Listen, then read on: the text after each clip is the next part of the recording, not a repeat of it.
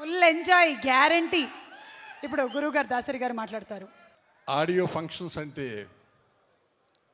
జనరల్గా వీలున్నంత వరకు అవాయిడ్ చేస్తున్నాం. ఎందుకంటే కొన్ని ఫంక్షన్స్ అలాగే ఉంటున్నాయి.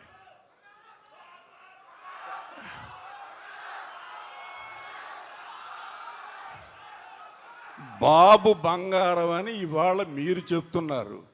30 సంవత్సరాల క్రితం నేను చెప్పాను.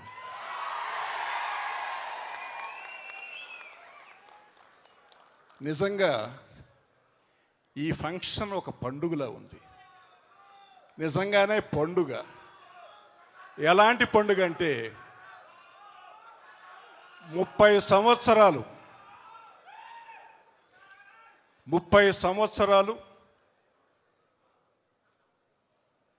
ఈ దశాబ్దాల్లో ఒక హీరో సక్సెస్ఫుల్గా జరుపుకోవడం అనేది చాలా మంచి పేరుతో 30 సంవత్సరాల్లో ఏ ఒక్క నిర్మాతతోటి ఎటువంటి కామెంటు లేకుండా, ఎటువంటి విమర్శ లేకుండా 30 సంవత్సరాల కెరియర్ రావడం అనేది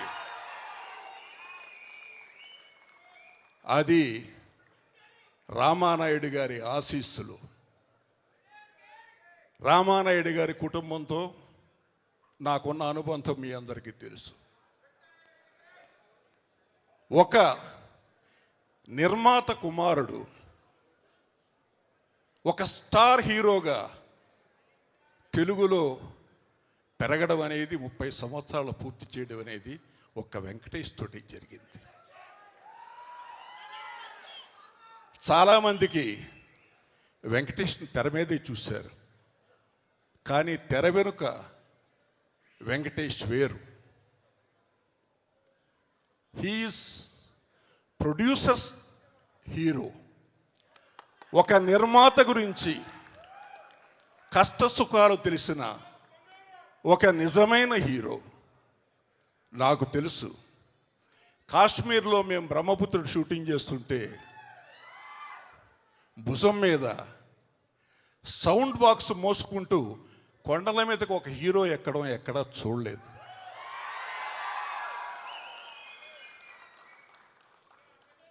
కేవలం discipline, effort, enthusiasm and sincerity will lead to success. ఆ ఎఫర్టు, ఎంతూజియాజం, సిన్సియారిటీ 3 కలిపితే వెంకటేష్.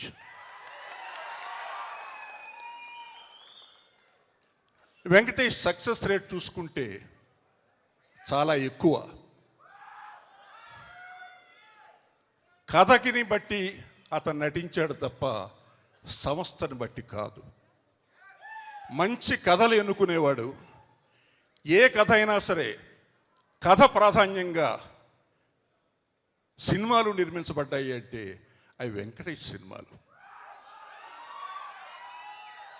ఆణిముత్యాల లాంటి సినిమాలు ఎన్నో చేశాడు.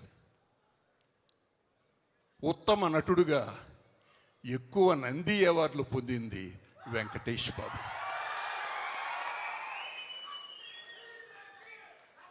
వెంకటేష్ ఇంత నటుడిగా స్థిరపడ్డానికి అతని వెనుక behind the hero there is one person, that is none other than Suresh బాబు.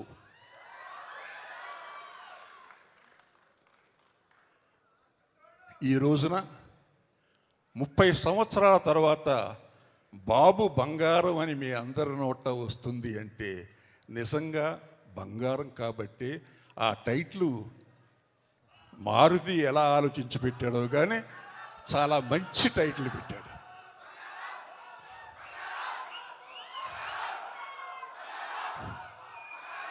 అలాగే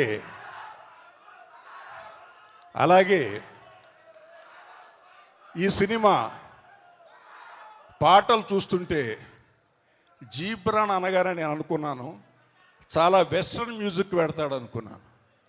కానీ పాటలు చూస్తుంటే చాలా చక్కగా తెలుగుతనంతో కూడుకున్న పాటలను చేశాడు. అంటే మరి బహుశా మారుతి ప్రభావమో లేక నిర్మాతల ప్రభావమో లేక అతని స్వప్రభావమో నాకు తెలియదు. కానీ Ghibran good luck, God bless you. ఇక మారుతి గురించి చెప్పాలి అంటే, మారుతి చాలా చిన్నగా స్టార్ట్ అయ్యాడు. మొట్టమొదటి సినిమా రిలీజ్ చేయడానికి ఎన్ని అవస్థలు పడ్డాడో నాకు తెలుసు.